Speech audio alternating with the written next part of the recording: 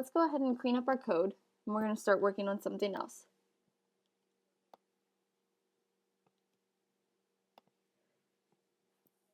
Using the same code as in the previous video, we're going to see how these variables work. So, this number 1 is stored into this variable x. So x is equal to 1, 2 is stored into the variable y, so y equals 2. So if I was to display those in a print line, x was equal to x,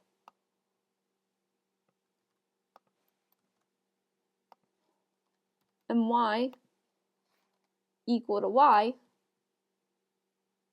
it would print out those numbers for us and show us that x is 1 and y is 2.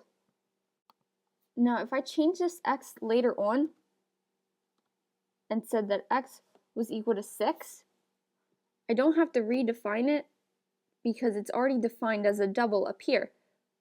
So I just put x equals 6 down here. So remember, a program is read from the top to the bottom. So x is going to be equal to 1, y is 2, and then it's going to add that to form z. So z is going to be 3, but then it's going to change the value of x. So now when I change that value of x, you're not going to see it within the z. Z is still going to be 3 because I changed it after the operation happened that defined a z. So you can see, after I run this, our x says that it's 6, but it completed the operation before we defined x as the new variable. So if we were to say that x was equal to 6, and then we performed z again as x plus y, now it's going to change that z value since we are performing the operation after we redefine the x. So now the sum is 8 because it added our new x, which is 6, plus our y value, which is 2.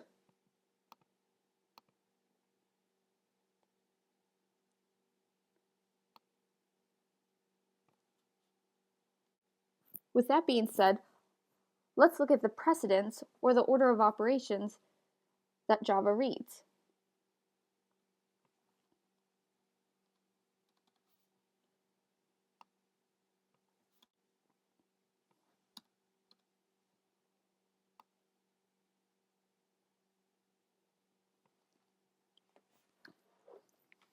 If we had 10 minus 3 minus 1, and we ran this, we're going to get 6 as our answer.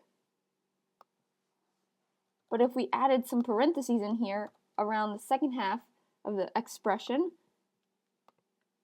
we're going to get 8. Now why is that? Java reads parentheses first along with negation. So if a number is a negative number, it would register that first. After that, the compiler then applies multiplication, division, and any modulos that we're using. And these are performed from left to right. So first, parentheses and negations. Second, multiplication, division, modulos. And third, it would apply addition and subtraction. Now, when it starts applying the operands, it's going to go from the left to the right. So, knowing our precedence, if we look at 10 minus 3 times 2, it's going to multiply the 3 times 2 first, and then it's going to take 10 minus what that was equal to, which is 6. However, if I was to put parentheses around the 10 minus 3, it would evaluate 10 minus 3 first, which would be 7, and then it would multiply it by 2, which would be 14. I say negative 4 divided by 2 plus 10 minus 3 times 2. What this is doing is it's going to take into account the negation, so this will be seen as a negative 4. Then it will evaluate 10 minus 3. So now we're going to have negative 4 divided by 2 plus 7 times 2.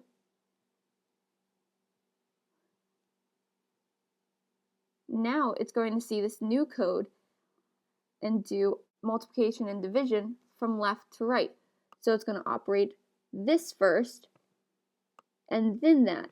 So this is going to become negative 4 divided by 2 is a negative 2, and 7 times 2 is 14. So it's going to become negative 2 plus 14. And finally, it's going to be able to operate that, which is going to give us 12.